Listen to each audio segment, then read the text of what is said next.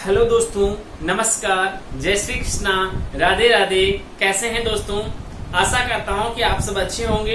दोस्तों, आज हम स्टार्ट करते हैं रीजनिंग के अंदर एक बहुत ही महत्वपूर्ण टॉपिक है दोस्तों, रीजनिंग में लॉजिकल रीजनिंग। दोस्तों, आपने देखा होगा रीजनिंग में कई चैप्टर हैं ऐसे जो दोस्तों 4-4, 5-5, 6-6 दिन चलते हैं, लेकिन उनका वेटेज आजकल जो कॉम्पिटिटिव एग्जाम जितने भी हो रहे हैं उनमें उनका वेटेज कम होने लग गया दोस्तों। कई फ्रेंड्स के कमेंट आते हैं, सर आपने घड़ी नहीं पढ़ाई, आपने कैलेंडर नहीं पढ़ाया, अभी तक आपने कोडिंग डिकोडिंग नहीं पढ़ाया। दोस्तों, पढ़ा देंगे, लेकिन मैंने आज जो महत्वपूर्ण टॉपिक लेने की कोशिश की दोस्तों, ये एक ऐसा टॉपिक है जिससे हर एग्जाम में प्रश्न आता है। दोस्तों, आपके मानसिक तार्किक क्षमता किस प्रकार से विकसित करनी है, किस प्रकार से आपका डिसीजन मेकिंग जो है कंप्लीट है, या आपका डिसीजन पावर कैसा है। तो इस प्रकार के प्रश्न जो है एग्जाम में पूछे जाने लगे दोस्तों। बहुत ही महत्वपूर्ण प्रश्न आते हैं और बहुत ही अच्छे प्रश्न आते हैं। मैं आपको उस लॉजिक तक ले जाने की कोशिश करूंगा दोस्तों।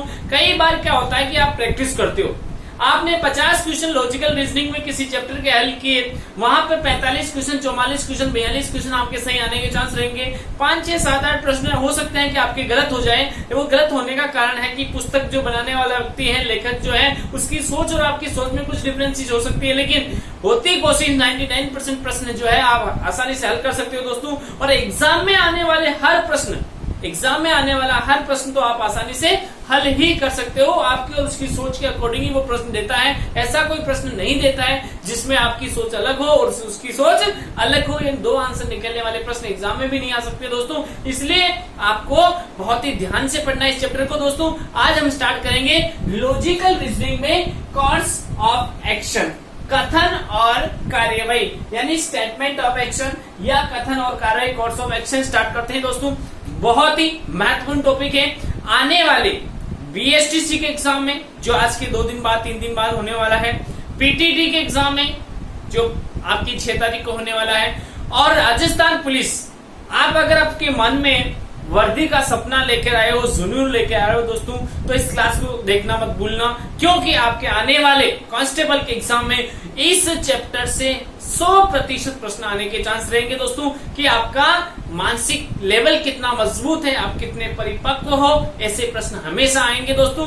तो आप इस चैप्टर को पूरा पढ़ना। स्टार्ट करते हैं दोस्तों, कथन और कार्यवाही। अब कथन और कार्यवाही में क्या होता है दोस्तों? कथन और कार्यवाही में समझना, कथन और एक कार्यवाही, 2 चीजें आपकी होती है दोस्तों, समझते जाना आप। एक होता है कथन और एक होती है कार्यवाही। कथन हमेशा एक समस्या को प्रेजेंट करता है दोस्तों, समस्या को बताता है। किसको बताता है दोस्तों? समस्या को बताता है, प्रॉब्लम्स को बताता है दोस्तों। और दूसरा है कार्यवाही। कार्यवाही समस्या का निदान, समाधान, सुझाव या हल हो सकती है। यानी जो समस्या का सुझाव, निदान, समाधान, सुझाव, हल, यानी जो कार्यवाही होती है दोस्तों, वो अपने आप में जो आपके कथन में, स्टेटमेंट में जो समस्या दे रखी है, उस समस्या का निदान बताती है, निदान सुझाव बताती है, या हल देती है, या इसे कह सकते हैं अपन प्राथमिक हल या प्राथमिक उपचार कह सकते हैं, या प्राथमिक सजेशन हो सकता है, प्राथमिक हल हो सकता है दोस्तों। तो इस प्रकार में कथन एक समस्या को प्रेजेंट करती है, जबकि कार्यवाही उसका निदान या हल बताती है दोस्तों। कंप्लीट है? आगे बढ़े तो दोस्तों समझना, कथन एक समस्या को बताती है, कार्यवाही समस्या और निदान, समाधान, सुझाव को दर्शाता है।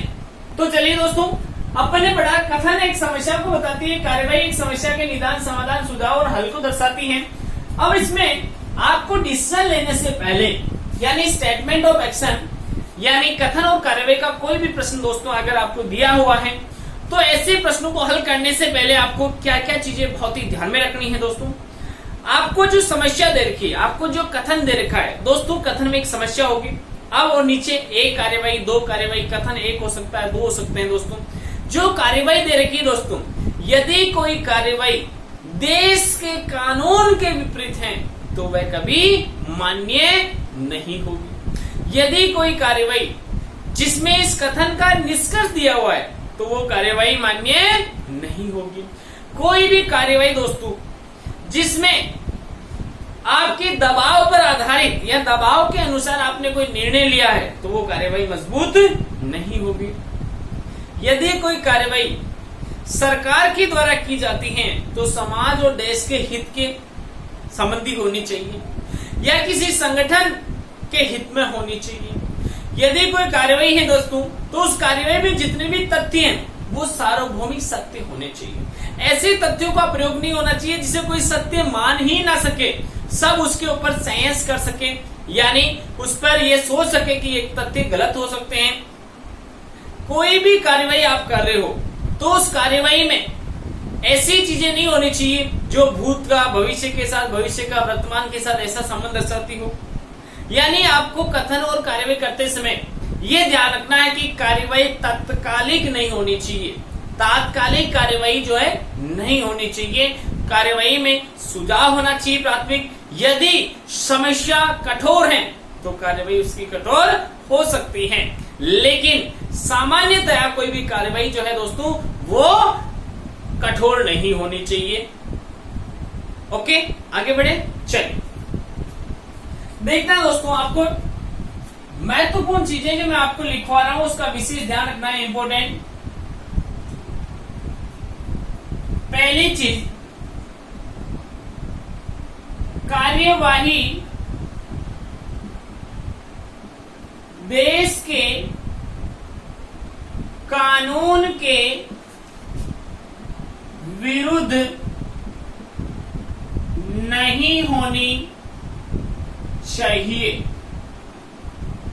यानी कोई भी कार्यवाही दोस्तों आपने की है तो जिसमें देश के कानून का उल्लंघन हो, ऐसी कार्यवाही नहीं होनी चाहिए। दूसरा, कोई कार्यवाही बाहरी दबाव पर आधारित नहीं हो। यानी कोई भी कार्यवाही आप कर रहे हो तो उस पर किसी बाहरी व्यक्ति का, कारक का दबाव नहीं होना चाहिए। तीसरी कार्यवाही दोस्तों, सभी व्यक्तियों के सुझाव पर,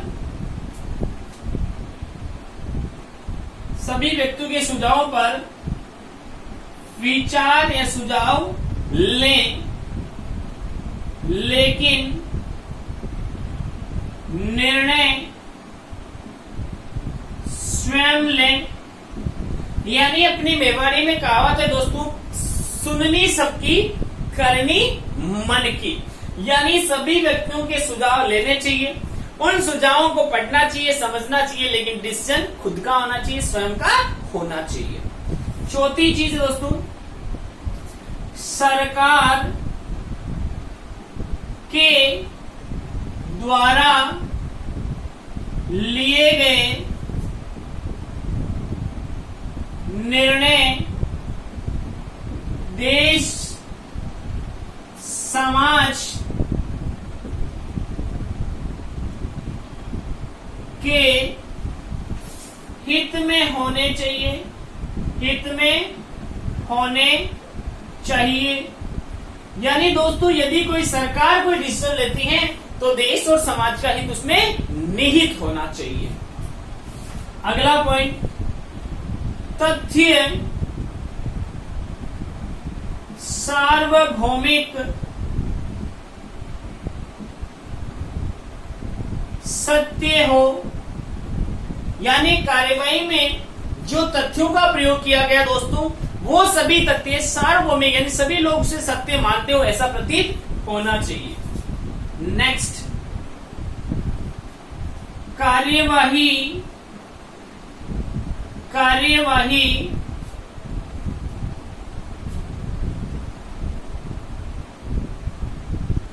संबंधित संगठन एवं राष्ट्र के हित में हो। यानी यदि किसी संगठन के संबंधित में कोई कार्रवाई कर रहे हैं तो संबंधित संगठन और राष्ट्र के हित में होनी चाहिए, समाज के हित में होनी चाहिए। तो दोस्तों मोटा मोटी आपको ये ध्यान में रखना है कि यदि आप कोई कार्रवाई कर रहे हो तो वह कार्रवाई देश के कानून के विरुद्ध नहीं हो, बाहरी दबाव पर आधारित नहीं हो, विचार सबसे ले, निर्णय खुद करें, या आप कोई भी कार्रवाई कर रहे हो, सरकार कोई कार्रवाई कर रही है तो उसमें समाज और देश का हित निहित होना चाहिए। तो इन चीजों का विशेष ध्यान रखते हुए आपको डिसीजन लेने हैं दोस्तों। आगे बढ़ते हैं, एक बार उतार लेना, चलते हैं दोस्तों आगे। समझना, अब ऐसे प्रश्न जब भी एग्जाम में आएंगे दोस्तों तो आपको आंसर के लिए प्रश्न से ऊपर आंसर की दी जाएगी। कैसे? ए ऑप्शन दिया गया, फर्स्ट कार्यवाही ठोस है। बी ऑप्शन दिया, सेकंड कार्यवाही ठोस है। सी ऑप्शन दिया, फर्स्ट या सेकंड कार्यवाही ठोस है। डी ऑप्शन दिया, फर्स्ट व सेकंड दोनों कार्यवाहियां ठोस हैं। और ई ऑप्शन दिया, न तो फर्स्ट नहीं सेकंड कार्यवाही ठोस है। दोस्तों आपको ऑप्शन में ये चीजें पहले से दी जाएगी, इसके नीचे प्रश्न पूछे जाएंगे, नीचे कार्यवाही स्टेटमेंट और कथन नीचे दिए जाएंगे, आपको आंसर इसके अकॉर्डिंग देना है। अगर पहली कार्यवाही ठोस है तो ये ऑप्शन होगा, दूसरी है तो ये होगा, फर्स्ट सही सेकंड गलत, सेकंड सही फर्स्ट गलत तो ये होगा, दोनों गलत दोनों सही तो ये, दोनों गलत तो ये। कंप्लीट है। एक बार इन ऑप्शन को भी अपनी कॉपी में राइट डाउन करो दोस्तों, फिर आगे बढ़ते हैं। आगे बढ़े, उतार लिया आपने, चलिए अगला लेते हैं दोस्तों। अब आ जाते हैं अपन प्रश्न पे। प्रश्न ले रहे हैं एक, कथन। कथन दिया दोस्तों,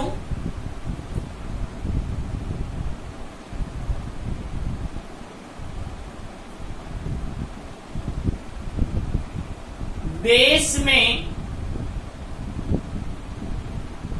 कुछ क्षेत्रों में, देश के कुछ क्षेत्रों में शत्रु से भीषण अकाल की सूचना मिली है। यानी देश के कुछ क्षेत्रों में भीषण अकाल पड़ा है, इसकी सूचना मिली है। यानी एक समस्या को प्रेजेंट कर रहा है कि देश के कुछ क्षेत्रों में जो है वर्षा नहीं है, वर्षा नहीं होने के कारण वहां पर जो रहने वाले मनुष्य, जीव जंतु, उनके खाने पीने की सामग्री खत्म हो चुकी है, भीषण अकाल पड़ा हुआ है वहां। तो देश के कुछ क्षेत्रों से भीषण अकाल की सूचना मिली है, ये सी खबर मिली है। अब एक समस्या, इस समस्या के समाधान के लिए क्या करना चाहिए दोस्तों? तो आपको कार्यवाही देगा। कार्यवाही फर्स्ट, सरकार को अविलंब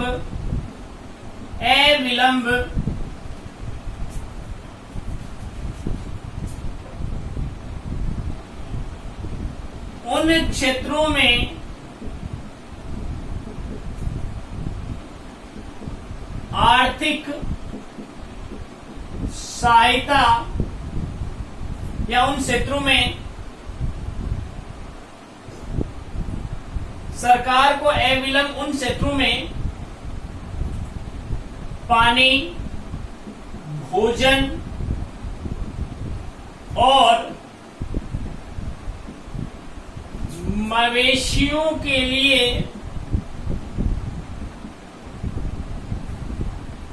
चारा की व्यवस्था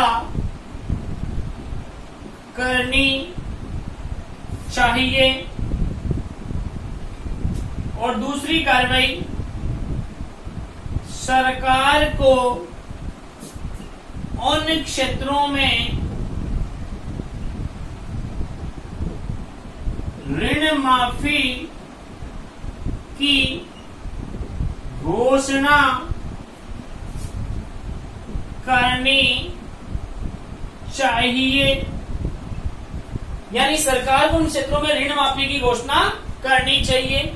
समझना दोस्तों, अपने सामने दो प्रश्न आए। मेरा एक प्रश्न आया कि देश के कुछ क्षेत्रों में, यानी गवर्नमेंट को ऐसा पता चला है कि कुछ क्षेत्रों में अकाल पड़ गया है। अब अकाल पड़ने की सूचना मिली तो सरकार को कुछ न कुछ तो करना पड़ेगा उन क्षेत्रों के लिए। सरकार को उन क्षेत्रों में क्या करना चाहिए दोस्तों? तो पहली कार्रवाई क्या बता रहा है कि सरकार को अविलंब यानी बिना विलंब के उन क्षेत्रों में पानी, भोजन, मवेशियों के लिए चारे की व्यवस्था करनी चाहिए। और दूसरा, सरकार को तुरंत उन क्षेत्रों में ऋण माफी की घोषणा कर देनी चाहिए। दोस्तों, कोई भी कार्यवाही जो है वो कार्यवाही प्रथम स्टेज होनी चाहिए, फर्स्ट स्टेज में होनी चाहिए, प्रथम एड होना चाहिए, प्रथम कार्यवाही होनी चाहिए कि तत्कालिक कार्यवाही होनी चाहिए कि उस समस्या के समाधान के लिए फर्स्ट स्टेज क्या होनी चाहिए। तो यहाँ पर ऋण माफी की घोषणा दोस्तों ये सेकंड स्टेप है, फर्स्ट स्टेप नहीं है किसी समस्या का समाधान। तो फर्स्ट स्टेप क्या है दोस्तों? ये है कि सरकार को उन क्षेत्रों में बिना विलंब रोटी, कपड़ा, मकान यानी मनुष्य की जो आवश्यकताएं मूलभूत उनको पूरा करना चाहिए। तो दैट्स राइट है दोस्तों कि वहाँ पानी, भोजन और मवेशियों के लिए चारे की व्यवस्था कर दो ताकि लोग वहाँ जिंदा रह सके। तो दोस्तों यहाँ कौन सी कार्यवाही सही है? ओनली फॉर फर्स्ट कार्यवाही सही है। यानी हमेशा कोई भी कार्यवाही हो वो हमेशा फर्स्ट प्रायोरिटी वाली होनी चाहिए, सेकंड प्रायोरिटी की नहीं। आगे बढ़े दोस्तों, चलिए अगला लेते हैं स्टेटमेंट।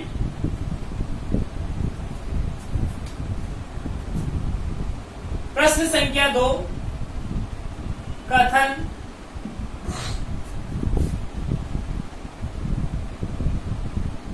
मेकअप से पहले गहने, मेकअप से पहले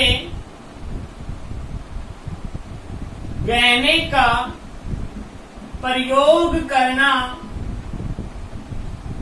बड़ा दुखदाई होता है, दुखदाई होता है।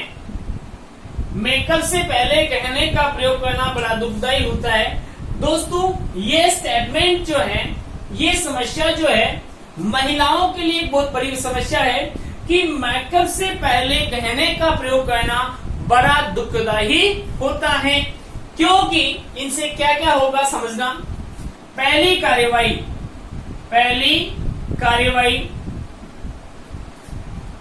गहने का प्रयोग बंद कर देना चाहिए, बंद कर देना चाहिए।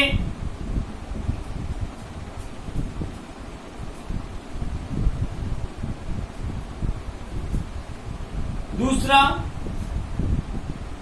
महिलाओं को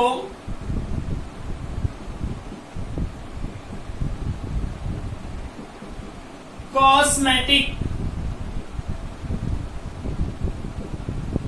मटेरियल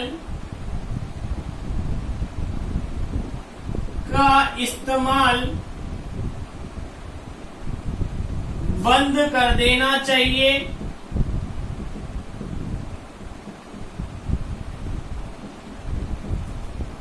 यहाँ लिख दो, मेकअप से पहले गहने का प्रयोग करना बड़ा दुखदायी होता है क्योंकि यहाँ एक चीज और जोड़ रहा हूं मैं, क्योंकि कॉस्मेटिक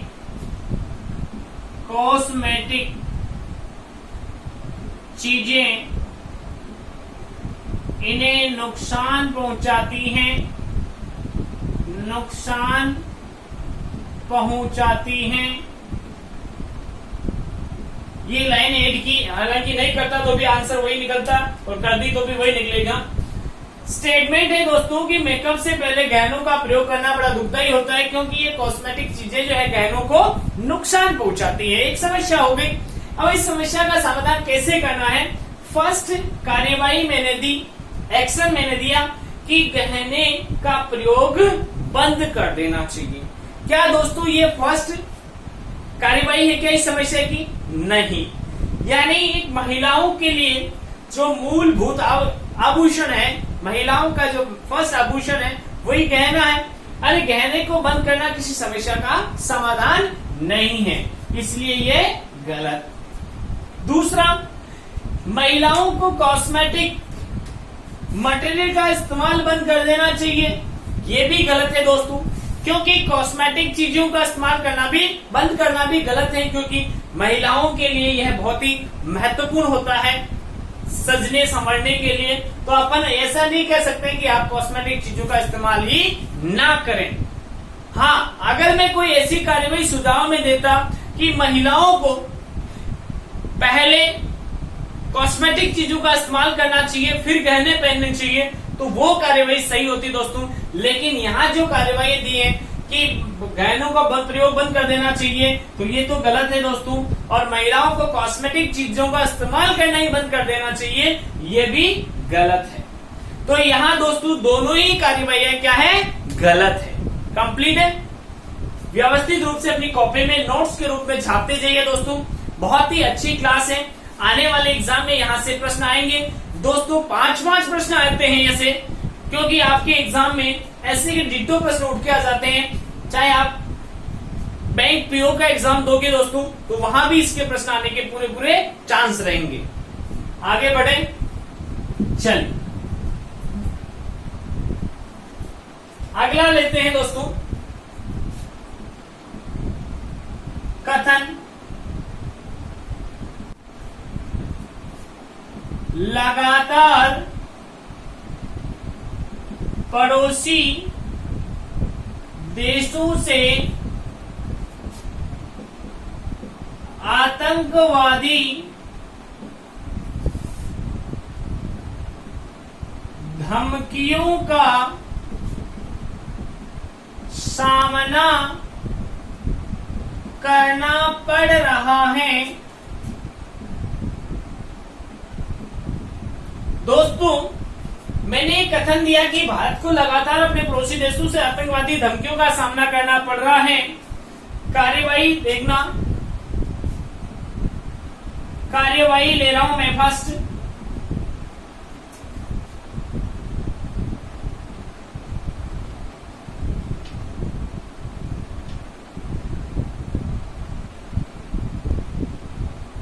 देश को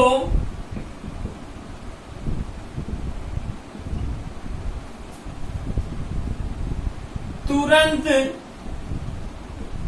युद्ध कर देना चाहिए, युद्ध कर देना चाहिए। दूसरा, सरकार को पड़ोसी देशों की सीमा पर गहन वार्तालाप करना चाहिए।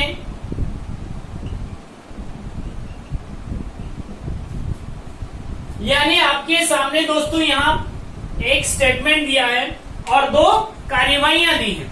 स्टेटमेंट था कि भारत को, हमारे देश को लगातार पड़ोसी देशों से आतंकवादी धमकियों का सामना करना पड़ रहा है। कभी चीन देता, कभी पाकिस्तान देता, कभी नेपाल देता, कभी कोई देता।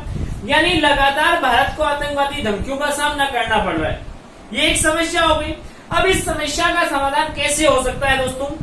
पहला समाधान बताया है कि भारत को तुरंत जो भी देश धमकी दे उसके खिलाफ युद्ध कर देना चाहिए। क्या ये समस्या का समाधान है? क्या नहीं दोस्तों, यानी युद्ध करना किसी समस्या का समाधान नहीं है। आप जानते हो कि युद्ध अगर आप करोगे तो सामने वाला भी करेगा। आर्थिक रूप से दोनों ही देशों को नुकसान होगा। दोनों ही देश अपने विकसित या विकासशील का जो क्रम चल रहा है, जिस स्टेज पे चल रहे हैं, उससे काफी पीछे हो जाएंगे। दोनों देशों में जनधन, मानव हत्या, सभी का नुकसान होगा। इसलिए हमें ऐसा नहीं करना चाहिए, यानी तुरंत युद्ध करने वाला जो सुझाव है वो गलत साबित होगा। दूसरा था कि सरकार को पड़ोसी देशों की जो सीमा विवाद है उस सीमा पर गहन वार्तालाप करना चाहिए। सरकार को पड़ोसी देशों की सीमा पर गहन वार्तालाप करना चाहिए। दैट्स राइट है दोस्तों, क्योंकि पड़ोसी देशों की जो समस्या का हल है वो एक वार्तालाप ही हो सकता है। युद्ध उस समस्या का समाधान नहीं है, क्योंकि आपने देखा होगा दोस्तों, भारत ने चीन के साथ चाहे पाकिस्तान के साथ कितने युद्ध कर लिए हो, लेकिन क्या समस्या का समाधान हो गया? क्या नहीं हुआ ना। अभी भी वही चल रहा है, कभी उधर से अटैक, कभी उधर से अटैक, कभी इधर से अटैक, कभी उधर से अटैक, यही चल रहा है ना। क्या युद्ध करना समस्या का समाधान होता तो पहले भी युद्ध हो चुका है, उस समय हो जाता, अब तो कोई समस्या रहनी नहीं चाहिए थी, फिर भी समस्या है ना। इसका मतलब युद्ध किसी समस्या का समाधान नहीं हो सकता। ओके दोस्तों, समझ में आ गया? आगे बढ़े, चलिए अगला प्रश्न लेते हैं दोस्तों।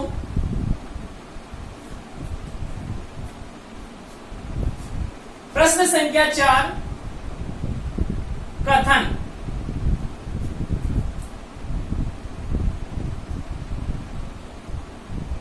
एक बस पुल से नदी में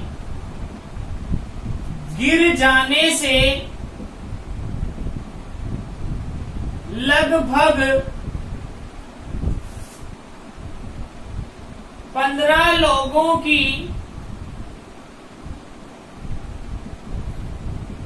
मौत व कई लोग घायल हुए हैं। कई लोग घायल हुए हैं, यानी एक बस जो है पुल से नदी में गिर गई। एक बस जो है यात्रियों से भरी हुई थी और वो पुल से नदी में गिर जाने के कारण लगभग 15 लोग तो वहां डेथ हो गई ऑन एक्सीडेंट, और कई लोग जो है घायल हुए हैं। अब कार्यवाही क्या होगी दोस्तों, इसकी समझना। पहली कार्यवाही, नदी के पुल की दीवारों को बड़ा बनाना चाहिए। दूसरी कार्यवाही, ड्राइवर को तुरंत गिरफ्तार करना चाहिए और उससे पूछताछ करनी चाहिए। उससे पूछताछ करनी चाहिए। समझना कि एक बस पुल से नदी में गिर जाने से लगभग 15 लोग ऑन एक्सीडेंट डेथ हो गए हैं और काफी संख्या में लोग, कई लोग जो है घायल हुए हैं। अब इस समस्या का समाधान क्या होगा? ऑन एक्सीडेंट हुआ है, अब एक्सीडेंट की घटना में क्या आप उस नदी के पुल को बड़ा बनाओगे तो वो तो सेकेंडरी काम हो गया ना, वो तो सेकेंडरी हो गया। 6 महीने बाद पुल बना हो गया, भविष्य में समस्याएं कम आएगी, ये हो सकता है, लेकिन ये उस समस्या का फर्स्ट समाधान थोड़ा है क्या, इसलिए फर्स्ट वाला गलत है। और सेकंड कह रहा है ड्राइवर को तुरंत गिरफ्तार करना चाहिए, पूछना। यदि ड्राइवर वहां जीवित है, ड्राइवर जीवित है तभी ये चीज कह रहा है, ड्राइवर जीवित है तो ड्राइवर को पकड़ना चाहिए और उससे पूछताछ करनी चाहिए कि भैया ये बस जो है नदी में गिरी कैसे, क्या आपकी गलती से गिरी, क्या पुल की वजह से गिरी, या कोई और चीज हुई। ये सारी चीजें किससे पूछताछ करनी चाहिए? ड्राइवर ही बता पाएगा, वरना आपको क्या पता चलेगा कि गिरने का कारण है क्या? तो कारण कौन बताएगा? ड्राइवर बताएगा। इसलिए या फर्स्ट क्या होगा कि ये होगा कि उस ड्राइवर को गिरफ्तार करो और उससे पूछताछ करो कि गिरी किस कारण से। यानी आंसर क्या आ जाएगा दोस्तों, सेकंड कार्यवाही जो है मजबूत है, ठोस है, कंप्लीट है। आगे बढ़ते हैं, आज की क्लास का लास्ट क्वेश्चन लेते हैं दोस्तों। कथन, क्वेश्चन नंबर 5 ले रहे हैं। कथन है दोस्तों, आजकल कॉलेज में बच्चे पढ़ाई से ज्यादा फैशन पर ध्यान देते पाए जाते हैं। आजकल कॉलेज में अधिकतम विद्यार्थी जो है पढ़ाई से ज्यादा फैशन पर ध्यान देते पाए जाते हैं। फर्स्ट कार्यवाही,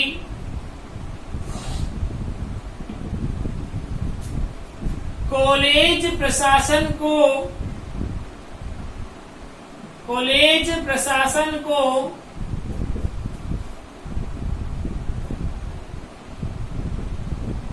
फैशनेबल कपड़ों व सहायक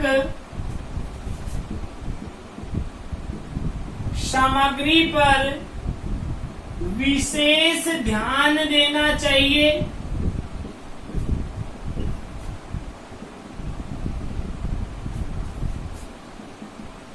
दूसरा,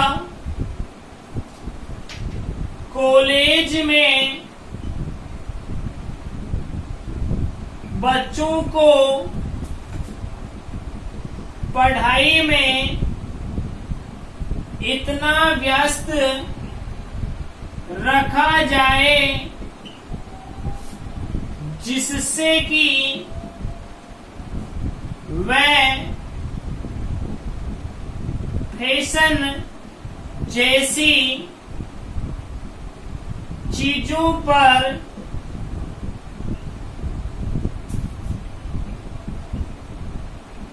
ध्यान न दे सके। समझना दोस्तों, मैंने आपसे प्रश्न किया है कि आजकल कॉलेज में जो है बच्चे, आप जहां भी पढ़ते हैं उस कॉलेज में काफी बच्चे, चाहे आप हो चाहे आपके फ्रेंड्स हो चाहे आपके छोटे भाई हो, देखा जाए तो कॉलेज में बच्चे पढ़ने से ज्यादा फैशन पर ध्यान देते पाए जाते हैं। आपने भी देखा होता, मैं भी देखता हूँ कि काफी बच्चे जो है कॉलेज में जाते हैं, कभी बाल यूं बना के जा रहे हैं, कभी फटी हुई पैंट पहन के जा रहे हैं, कोई निक्कर में चला जा रहा है, कोई बटन शर्ट के बटन खोल के जा रहा है। यानी सब बच्चे जो है वहां पर जाते हैं तो अपने अपनी फैशन को प्रेजेंट करने जाते हैं, यानी फैशन को बताते हैं। कोई रेड शर्ट पहन के जा रहा है, कोई क्या पहन के जा रहा है, कोई क्या पहन के जा रहा है। यानी देखा जाए तो कॉलेज में बच्चे जो है पढ़ाई से ज्यादा फैशन पर ध्यान देते पाए जाते हैं। अब ये कॉलेज प्रशासन के लिए एक समस्या है, इस समस्या का समाधान कैसे होगा? कॉलेज प्रशासन को फैशनेबल कपड़ों में सहायक सामग्री पर विशेष ध्यान देना चाहिए। विशेष ध्यान का मतलब है कि कॉलेज प्रशासन को कोई रूल ऑफ रेगुलेशन बनाना चाहिए कि कोई बच्चा अगर कॉलेज में आएगा तो वो एक ड्रेस में आएगा, एक ड्रेस कोड होनी चाहिए, 2 ड्रेस कोड होनी चाहिए, उसी में आएगा, उसी को हम अलाउ करेंगे, वरना उसको कॉलेज से बहिष्कृत करेंगे।